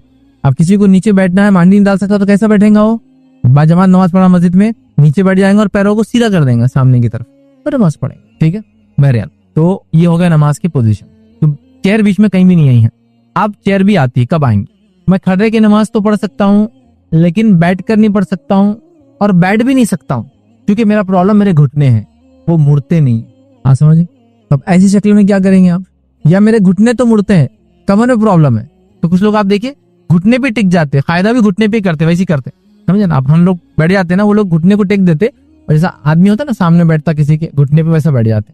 तो अगर वैसा कर सकते तो वैसे ही करेंगे आप, लेकिन आप पैर नहीं मोड़ सकते। तब क्या करेंगे आप, फिर खड़े के नमाज पढ़ेंगे, फिर चेयर पे बैठ जाएंगे, क्योंकि आप पैर पूरे फोल्ड नहीं कर सकते और नीचे टेक कर बैठने की ताकत भी आप में नहीं है। तो हमारे पास लेकिन मसला ये हो गया कि पैरों का प्रॉब्लम हो मत हो, खड़े की नमाज पढ़ेंगे, सेकंड पोजीशन कुर्सी बैठ के नमाज पढ़ेंगे, क्योंकि नीचे बैठने वाला तो हकीर दिखता ना, हम तो घर के सेठ है। तो मैं आपको बोल रहा हूँ, कुर्सी पे नमाज नहीं होती उस शख्स की जो नीचे बैठकर नमाज पढ़ सकता। बात सुन लीजिए मेरी, कुर्सी पे नमाज होती ही नहीं है एक इंसान की। कुर्सी पे सिर्फ तब होंगी जब वो पैर नहीं मोड़ सकता। ये बात मेरी गौर से सुन लीजिए, क्योंकि हमारे पास क्या हो रहा, शर्म आ रही है हमको। क्योंकि कुर्सी पे नमाज पढ़ने से क्या प्रॉब्लम होता मालूम आपको, सबसे बड़ा प्रॉब्लम कि आपका रुकू नहीं होता उसको। दूसरा बड़ा प्रॉब्लम, सजदे आप नहीं कर सकते, सीधा रुकन छोड़ दे रहे हैं आप, जबकि आप में ताकत है। मेरा प्रॉब्लम क्या है, मेरे पैरों सब मुड़ते, मैं खड़े के नहीं पढ़ सकता हूँ, तो मैंने कुर्सी ले लिया, या खड़े के पढ़ रहा हूँ लेकिन पैर मुड़ नहीं सकते तो कुर्सी ले रहा हूँ तो ठीक है। लेकिन मैंने क्या किया, सेठ साहब नीचे कैसे बैठेंगे, अच्छा दिखेगा क्या, तो मैंने कुर्सी को अपना मामूल बना लिया। तो ऐसी कुर्सी पे नमाज नहीं होती। मेरा एक पूरा क्लिप है, कुर्सी में नमाज नहीं होती बोलकर। खड़े रहना है, फिर बैठना है, फिर लेट के, फिर इशारों में है। तो आप खड़े रह सकते हैं, बैठ सकते तो बैठ के पढ़ेंगे, फिर बैठ कर नहीं पढ़ सकते क्योंकि पैर ही नहीं मुड़ते, घुटने नहीं मुड़ते, ना मांडी डाल सकते, ना सीधा रख सकते, क्योंकि सीधा रखना उठाएगा कौन, तो फिर आएंगी कुर्सी। तो आप खड़े रह के पढ़ रहे हैं, फिर कुर्सी बढ़ जा रहे, चलेगा। लेकिन कुर्सी ऑप्शन नहीं है जब तक कि आप कुर्सी इस्तेमाल करने पे मजबूर ना हो, कि कुर्सी पे नमाज नहीं होती। और मैं समझता हूँ आपने कहा ये अमल का सही तरीका, मैंने सही तरीका बता दिया कब और कहाँ कुर्सी इस्तेमाल होंगी और कब नहीं करना चाहिए। किसी ने एक सवाल किया, क्या मगरिब की अजान से जमात के बीच में कोई सुन्नत नमाज साबित है? तो याद रखिए, मगरिब की अजान से मगरिब की फर्ज नमाज के बीच में एक रिवायत इब्न हिब्बान की, नबी अकरम सल्लल्लाहु अलैहि वसल्लम 2 रकात नमाज पढ़ते थे। मगरिब की अजान के बाद मगरिब की फर्ज नमाज से पहले नबी अकरम सल्लल्लाहु अलैहि वसल्लम 2 रकात नमाज पढ़ा करते थे। इसको हम कहेंगे सुन्नत है। तो मगरिब की 2 सुन्नत, 3 फर्ज और 2 मौक़िदा है ना मगरिब के बाद, याद रखिए। तो कोई करना चाहे तो कर सकते हैं। इसी तरह एक मशहूर कौल है कि नबी अकरम सल्लल्लाहु अलैहि वसल्लम के ज़माने हम में से कुछ लोग मगरिब की फर्ज नमाज से पहले 2 रकात पढ़ते थे। अल्लाह के रसूल सल्लल्लाहु अलैहि वसल्लम ने ना उनको पढ़ने का हुक्म दिया था और न ही अल्लाह के रसूल सल्लल्लाहु अलैहि वसल्लम को देखकर कुछ कहा। मुझे आप मतलब नबी अकरम सल्लल्लाहु अलैहि वसल्लम के सामने लोगों ने मगरिब की नमाज पढ़ी, मतलब आप सल्लल्लाहु अलैहि वसल्लम रोज नहीं पढ़ते थे। ये जब पढ़ी तो आप ने देखा, ना पढ़ने को कहा ना रोका। ये हो सकता है आप हमेशा रेगुलरली नहीं पढ़ते होंगे, लेकिन पढ़ा जा सकता है। एक अनस बिन मालिक रज़ियल्लाहु अन्हु का एक कौल है, उसके अंदर ये आता है कि वो कहते हैं कि मगरिब की अजान होती तो लोग इतनी कसरत से मगरिब की 2 रकात नमाज पढ़ते कि कोई पीछे से आता उसको लगता जमात खड़ी हो गई। मतलब मस्जिद में लोग एडवांस आते, आप के जमाने में अजान से पहले लोग मस्जिदों में होते थे, याद रखें, और इतने कसरत से पढ़ते थे, मतलब जैसी अजान हुई सब पढ़ना शुरू कर देते थे कि पीछे आने को लगता था जमात खड़ी हुई है, हालांकि जमात अभी बाकी थी, ये तो वो सुन्नत पढ़ रहे थे। ठीक है, तो लिहाजा मगरिब की अजान के बाद उसकी नमाज से पहले, इंडिया में तो ये टाइम नहीं मिलता है, लेकिन मैं ऐसा कह सकता हूँ कि मगरिब का वक्त हो जाए तो इंडिया में आप 2 रकात नमाज पढ़ के फिर पढ़, क्योंकि हमारे पास आमतौर से 5 से 7 मिनट बाद अजाने शुरू करते हैं, एहतियातन रखते हैं उतना वक्त। तो लिहाजा आप पढ़कर मस्जिद जा सकते हैं। या कुछ अरबों को भी आपने देखा होगा मस्जिद में अजान होती है, रोज शुरू हो जाती है, उनको मालूम है कि इंडिया में टाइम नहीं मिलेगा तो वो शुरू कर देते हैं, अजान चलती है, इनकी नमाज चलती, लोग इंडिया में परेशान हो जाते हैं। पर हमारे पास चीजें बड़ी मखसूस है, मखसूस चीजें मालूम है, इनकी कमी है, तो बड़ा टेंशन वाला माहौल बन जाता है कि क्या पढ़ रहा है, इसने ऐसी कैसी अकेले की जमात बना लिया। इल्म की कमी से होता है। लेकिन अल्हम्दुलिल्लाह वो मस्जिद जो सलफी होती है या अहले हदीस होती है या जो लोग जानते हैं, इल्म रखते हैं, वो लोग बहरहाल मौका देते हैं इसको पढ़ने का या इस नमाज के पढ़ने का। तो आप बिल्कुल चाहे तो पढ़ सकते हैं। जो कज़ाए उम्र की जो नमाज रहती है, तो बहुत से लोग जो नमाज छूट जाती है वो एक साथ पढ़ लेते हैं, तो इसका क्या हुक्म है? सवाल है क़ज़ाए उम्री की नमाज का क्या हुक्म है। तो देखिए, क़ज़ाए उम्री नमाज का क्या हुक्म है और छूटी हुई नमाज को अदा कैसे करें, इस पर मैंने ऑलरेडी क्लिप अपलोडेड है, मैं आज मुख्तसर से बोलता हूँ। क़ज़ाए उम्री जैसी कोई नमाज नहीं होती कि तो उम्र भर नमाज छोड़ा और उसको क़ज़ा कर लो, ऐसा कोई अमल नबी अकरम सल्लल्लाहु अलैहि वसल्लम में साबित नहीं। जो नमाज छूट जाती है और जो नमाज छोड़ दी जाती है, उसका फर्क पहले आप समझ लें। जो नमाज छूट जाती है उसकी क़ज़ा होती है, जो नमाज छोड़ दी जाती है उसकी क़ज़ा नहीं होती, वो नमाज फौत हो जाती है, वो कभी अदा नहीं हो सकती। अल्लामा इब्न तैमिया, इब्न क़य्यिम और कई उलमा का इसके ऊपर वो यही राय है कि नमाज खत्म हो जाती है। जैसा कि मिसाल के तौर पर असर की नमाज का वक्त हो गया, नमाज चल रही है, अजान हो चुकी है, कोई आपसे कह भी रहा नमाज को चलो, आप कहे जाइए आप जाइए, और आप बैठे हैं, तो नमाज छूटी नहीं, क्या हुआ, छोड़ी गई नमाज का बोलते कोई बदल नहीं है, पूरी जिंदगी भी पढ़ेगा तो उसका बदल नहीं। जैसा कि जानबूझ के छोड़ा गया एक रोजे का बदल पूरी जिंदगी का रोजा रखे भी तो पूरा नहीं होता, वैसी नमाज का हाल है। और वो कहते हैं फौत हो जाती, खत्म होगी नमाज, टूट गई तो क़ज़ा होंगी, छोड़ी गई तो क़ज़ा नहीं। अब हमारे पास जिंदगी भर छोड़ दो, साल छोड़ो, बोले क़ज़ाए उम्री कहाँ से होती होंगी भी नहीं। अच्छा, एक लॉन्ग टर्म तक किसी आदमी ने नमाजों को छोड़ दिया, अब वो क्या करे, अब उसकी इस्लाह हुई, आज उसको समझ में आया, लॉन्ग टर्म तक छोड़ दिया, तो तौबा ही उसके लिए तरीका है।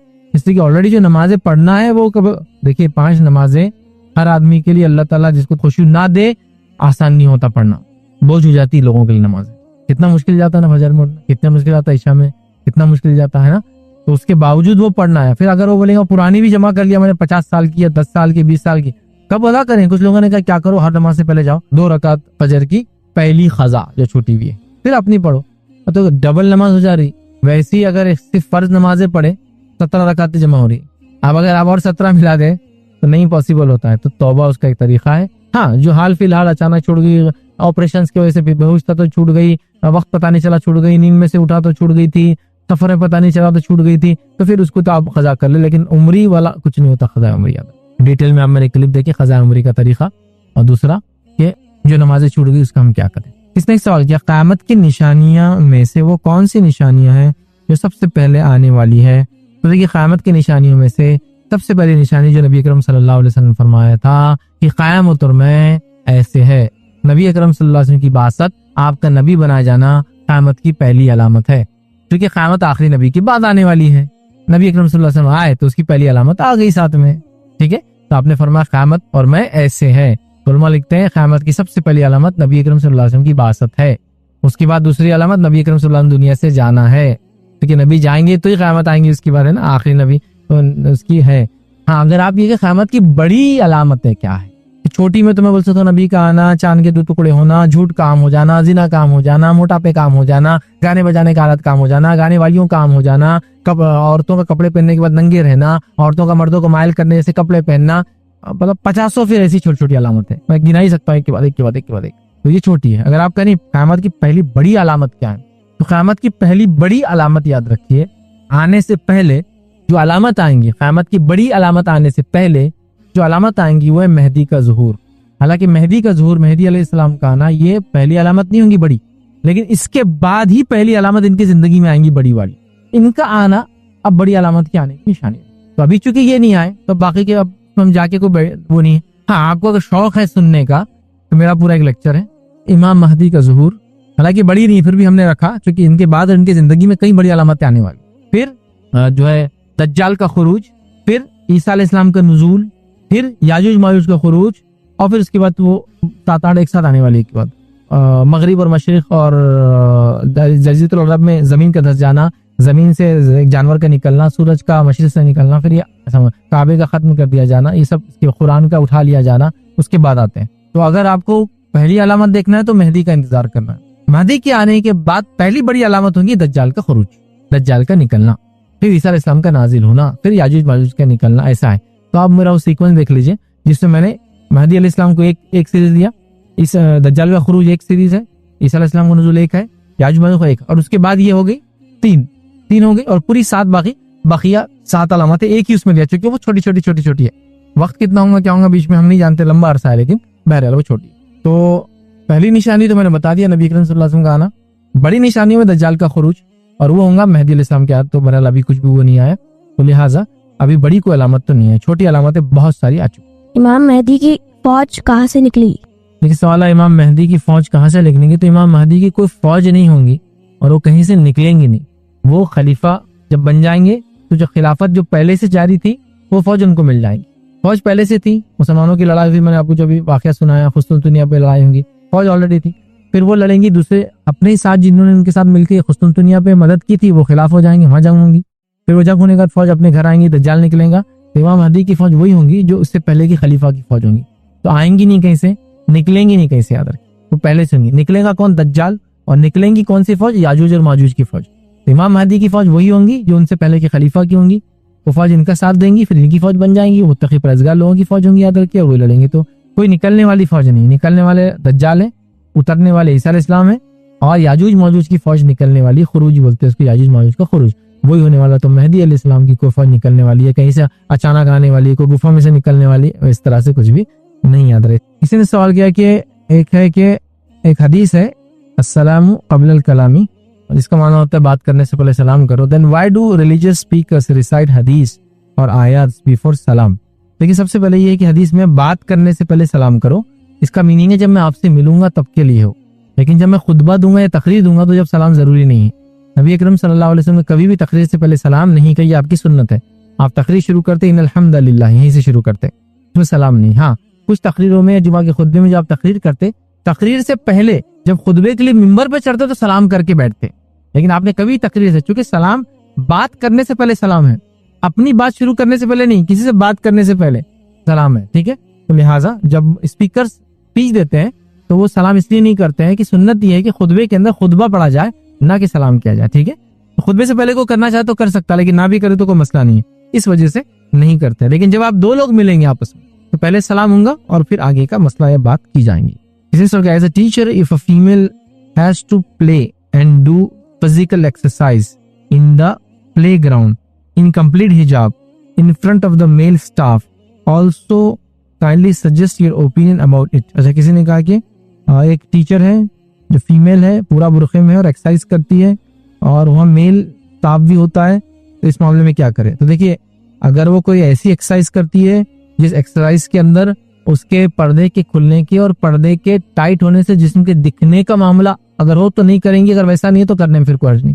जैसा कि अब स्कूल के अंदर है, अब कोई भी देख सकता है, स्कूल प्रीमाइसेस है, एक टीचर है जो फुल बुरखे में है और सिंपल कह रही हाथ ऐसे उठाओ और हाथ ऐसे करो, एक जनरल बात कर रहा हूँ, लेकिन जब हाथ उठाओ और हाथ कह रहे तो उसका बुरखा पहले तो खुलना नहीं चाहिए हिजाब, प्लस वो इतना टाइट ना हो कि जब वो ऐसा करे तो फिर शेप दिखना शुरू हो जाए उसके बॉडी का, उतना ढीला ढाला होना चाहिए।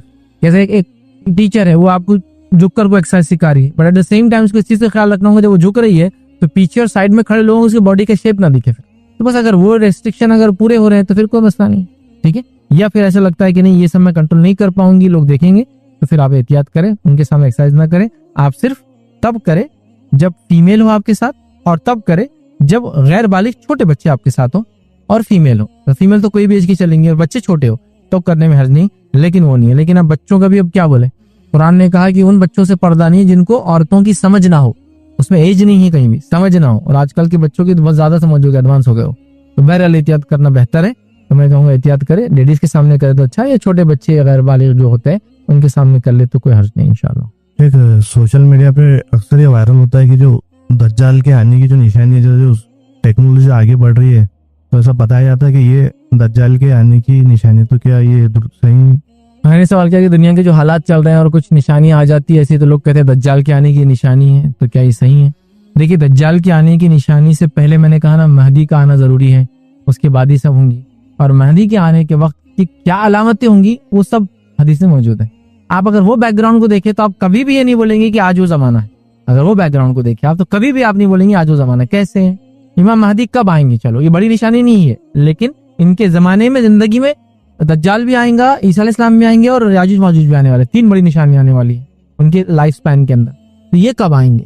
तो ये जब आएंगे, हदीस के अंदर अल्फाज है, नबी करीम सल्लल्लाहु अलैहि वसल्लम फरमाते तुम लोगों का उस वक्त क्या होगा जब खलीफा का इंतकाल हो जाएगा और उसके 3 बेटे लड़ाई करेंगे, और फिर एक शख्स जो है जो मेरे खानदान से होगा, खड़ी नाक वाला होगा, चौड़ी पेशानी वाला होगा, उसका नाम मेरे नाम से होगा, उसके वालिद का नाम मेरे वालिद के नाम से होगा, मतलब अहमद बिन अब्दुल्ला या मोहम्मद बिन अब्दुल्ला नाम होगा, और वो काबे में पनाह लेगा और एक लश्कर उससे लड़ने आएगा।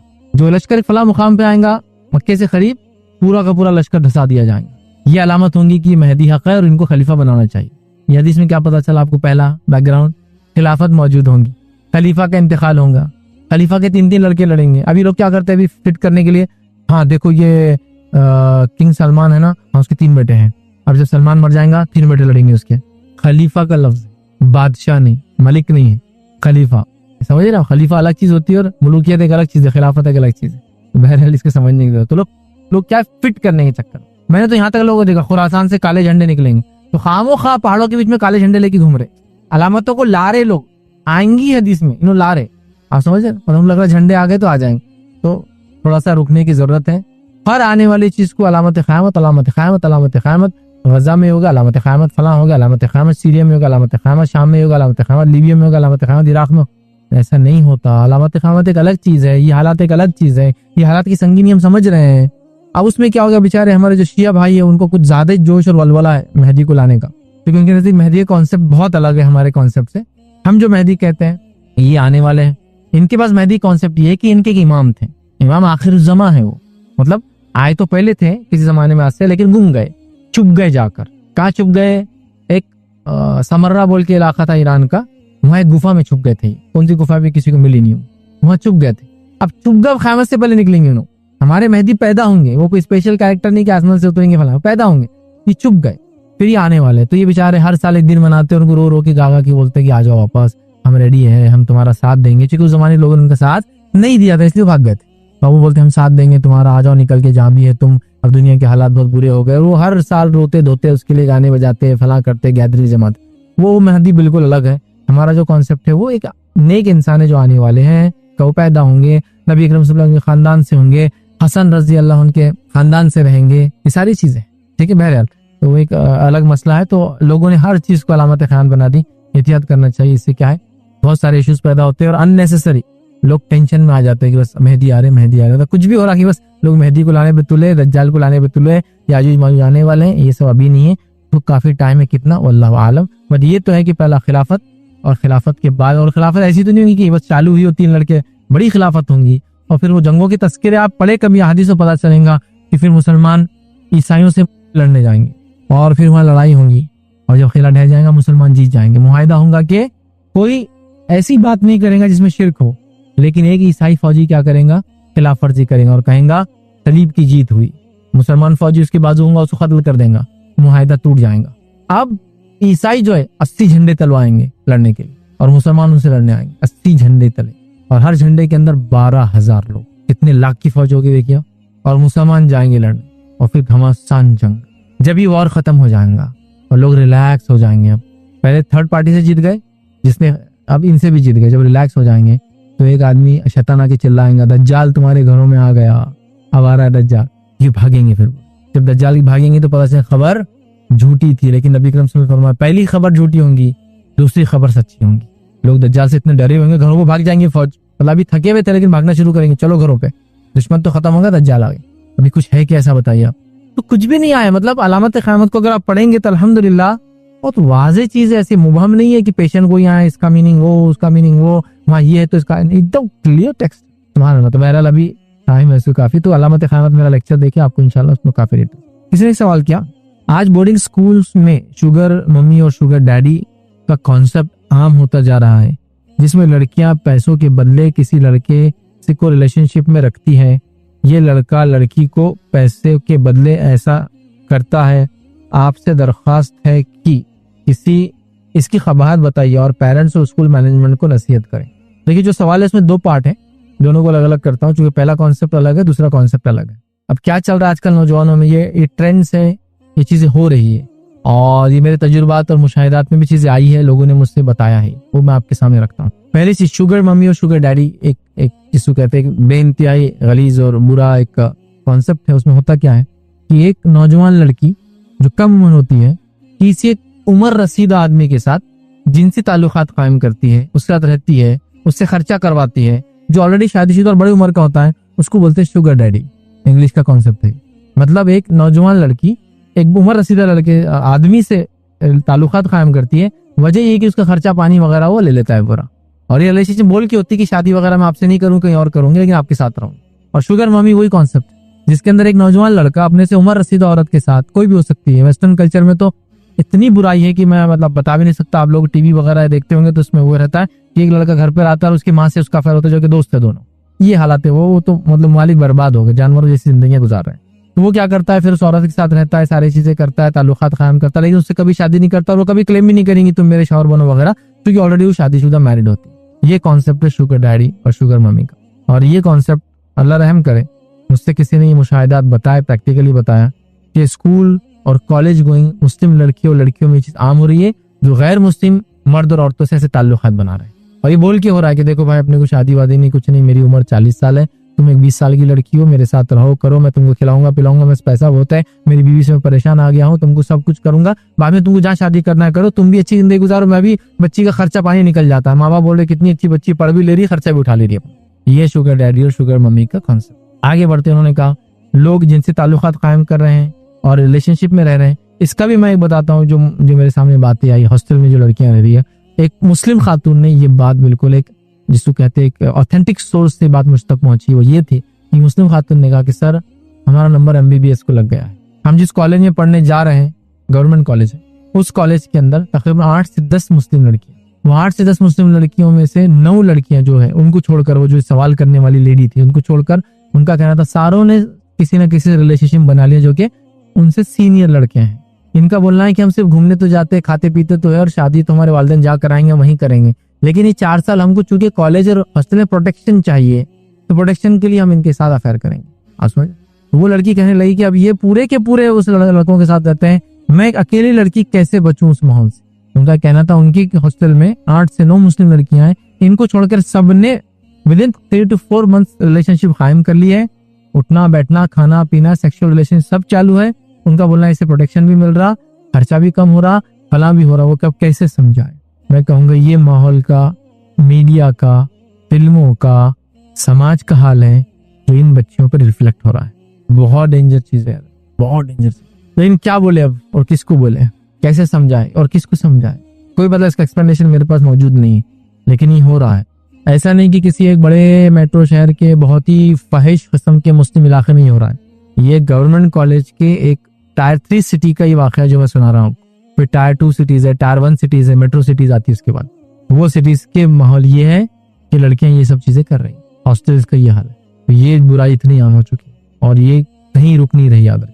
लिहाजा गुजारिश करूंगा वालिदैन से बहुत संजीदा हो, बच्चों की तरबियत, बच्चियों की नहीं बोल रहा हूँ मैं, सबकी तरबियत, बच्चों में इंक्लूडेड लड़के लड़कियां दोनों कहलाते हैं। कितने बच्चे आपको, तो उसमें ये नहीं आता लड़के कितने, लड़कियां अलग होता है, लड़कियों के लड़की बोलते हैं, लेकिन बच्चों से बात सब।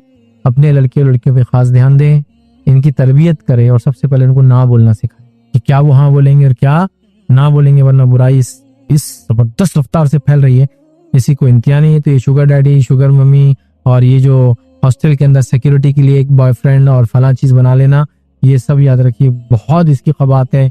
इतनी बुराई है, इतनी बुराई है, इतनी बुराई है कि इंसान के पास एक चीज तो थी जो उसको छुपाना है एक हद तक, और वो किसी के सामने इजहार नहीं करना है, सिर्फ अपनी बीवी या शौहर के सामने। जब शादी हो जाएंगी वो चीज ही वो सबके सामने खोल दे रही, तो अब उसके पास क्या बचा, मैं क्या खबात बताऊं उसकी इफ़्फ़त, उसकी पाक दामनी है ना, उसकी खुसूसियतें, उसकी अच्छाई, उसकी गैरत, वो सब है ना। कुछ लोग ये बोलते हैं अरे वो जो किसी ने ले जाके शर्मगाह के अंदर इज्जत रख दी, तो एक औरत का रेप होगा तो बोलते इज्जत लूट गई। ठीक है, मैं भी नहीं मान रहा हूँ कि शर्मगाह में इज्जत रहती किसी की, लेकिन बोलने का मकसद ये है कि कुछ ना कुछ इफ़्फ़त, पाकदामनी, गैरत, कुछ ना कुछ मादा है ना। इस्लामिक टर्म्स में तो बहुत सारी चीजें हैं, बोलते क्या, लैंग्वेज जब स्पोकन होती है उसके अलग अलग माने होते हैं, लेकिन माना तो आप समझ रहे ना। वो चीज जो सबसे ज्यादा सीक्रेट थी, सबसे ज्यादा छिपी हुई थी, सबसे ज्यादा प्राइवेट थी, उसको अगर आपने आम कर दिया, उसको इज्जत कहा जाता है आम ज़बान। वो जब आम कर रहे हैं तो उसका नुकसान क्या है, इतने नुकसान इसी को इंतहा। सबसे पहले ऐसे रिलेशनशिप से इंसान जो है अपनी पाकदामनी बर्बाद करेंगे। दूसरा, नाजायज औलादें पैदा होंगी, वलदुज़्ज़िना पैदा होंगी। तीसरा, विरासतें गलत लोगों के हाथ में जाएंगी, चूंकि कोई किसी की औलाद नहीं होगा लेकिन विरासत का हिस्सेदार बन जाएगा। ठीक है। चौथा, पर्दे के मसाइल चालू होंगे। पांचवा, निकाह का कितना खतरनाक मसला होगा, सोचिए आप, खाली नस्लें बर्बाद हो जाए, करप्शन आए। कैसे, मिसाल के तौर पर एक औरत ने, एक आदमी ने एक औरत से रिलेशनशिप बनाया, शादी नहीं हुई, ये किसी और के निकाह में चलेगी, प्रेग्नेंट थी, उस बच्चा वहां हो गया। अब वो बच्चा वारिस बन गया, विरासत का हिस्सेदार बन गया, जो कि उसका बाप नहीं है, उसका माँ तो है, बाप नहीं। अब वो शौहर की जो बहनें हैं, इसकी क्या महरम है, इसकी फूफा थोड़ी है, ये किसी और की औलाद है, वो मसला हो गया। अब इसकी शादी का टाइम आया और अल्लाह ना करे किसी महरम का रिश्ता आ गया, चूंकि इसके लिए इस रिश्ते से गैर महरम है। आप समझ रहे ना, मतलब ये इस औरत का बेटा है लेकिन इस शौहर की औलाद नहीं है, लेकिन शौहर समझ मेरी औलाद है। अब रिश्ता तय कर रहा है उसकी, कहीं ऐसी जगह रिश्ता न तय हो जाए जो उसकी रिश्ते के अंदर महरम से शादी होती नहीं है, रीजन मिंगी इसके नजदीक तो उसका बेटा है इसका। तो करप्शन, पूरे समाज में करप्शन। तो इसमें वलदुज़्ज़िना पैदा होते हैं, विरासत का मसला, पर्दे का मसला, और निकाहों के जरिए फिर करप्शन पे मुकम्मल तौर से। तो बहरहाल बड़े मसाइल है इसके कितने। तो पाक दामनी की अहमियत और जिना की खतरात, मेरा ये लेक्चर देखे तो आपको पता चल जाएगा पाक दामनी की क्या अहमियत है और जिना क्या क्या नुकसान लेकर आता है। तो बहरहाल आप ये चीजों से अपने नस्लों को हमें बचाने की जरूरत है। पेरेंट्स को ही कह सकता हूँ, किसको कहूँ, बच्चों को तो अब समझ नहीं उतनी। पेरेंट्स अगर समझ इख्तियार करे तो सारी चीजें है, वरना उम्मत मुस्लिमा भी उसी बेरहरावी भी चलेंगी जिस पर first world countries, western countries चले हैं, और अपनी जिंदगी बर्बाद की उन्होंने, अपने नस्लों की जिंदगी बर्बाद की, और अब मुल्क, गांव के गांव, शहर के शहर, मुल्क के मुल्क बगैर आबादी के हो रहे हैं, क्योंकि कोई किसी की औलाद नहीं है, किसी को पता नहीं कौन किसकी औलाद है, कोई किसी को पालने और जिम्मेदारी और पैदा करने को तैयार नहीं है। गाँव के अंदर लोग मरते जा रहे हैं और गाँव कब्रिस्तान बनते जा रहे हैं, आबादियां खत्म हो रही ममालिक। ये हाल है, क्यों हो रहा है ऐसा? इसी वजह से। बहरहाल इस मामले में बहुत ज्यादा संजीदा और एहतियात करने की जरूरत है। किसी ने सवाल किया, रिश्तेदारों में शादी करना कैसा है? अगर घर वाले नहीं बोले फिर भी हमें पसंद है तो इसमें घर वालों की बात मानना चाहिए नहीं? अब देखिए, चूंकि सवाल चिट्ठी पे आया है तो खातून की तरफ से आया, मैं ये मानता हूँ। तो अगर एक खातून है और उसको कोई लड़का पसंद है, वो रिश्तेदार है, घर वाले वो रिश्तेदार में शादी नहीं करना है, तो क्या वो बगैर इजाजत के कर सकती है? तो नहीं, क्योंकि एक लड़की के लिए उसके वालिद की इजाजत जरूरी है निकाह के लिए। नबी अकरम सल्लल्लाहु अलैहि वसल्लम ने फरमाया, वो निकाह बातिल है, वो निकाह बातिल है, वो निकाह बातिल है जो अपने वली के बगैर निकाह कर ले। और वली सबसे पहले बाप होता है।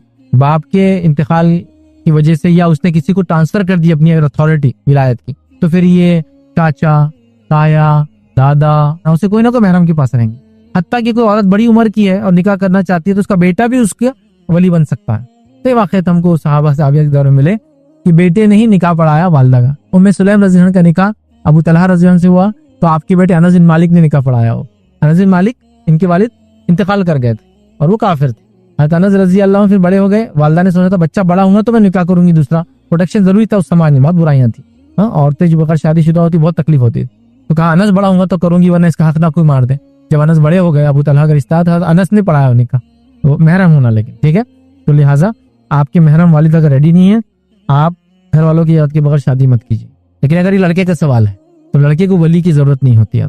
लेकिन उसी वक्त में ये भी कहूंगा, आपको वली की जरूरत तो नहीं एज अ बॉय, एक लड़के होने के नाते, एज अ मेल, लेकिन एट द सेम टाइम जिसको बोलेंगे वालिदैन से रिश्ता खत्म कर देना, ना ऐसी होंगे ना वालिदैन बोलेंगे जिंदगी भर बात नहीं करूंगी, तो आप मनाएं और मनाने के बाद, अब मनाने को टाइम लग सकता है, देर सवेर बोलते इसको उर्दू में, हो सकती है, बट मनाएं और तभी करें, मैं यही कहूंगा, यही गुजारिश करूंगा। जो अक्सर पेरेंट्स जो बोलते हैं कि हम खानदान को देखकर या फिर अपने में देखकर ही निकाह करते हैं, तो उस ताल्लुक से मेरा बोलना ये है कि चलो ठीक है, अपने को कोई पसंद है तो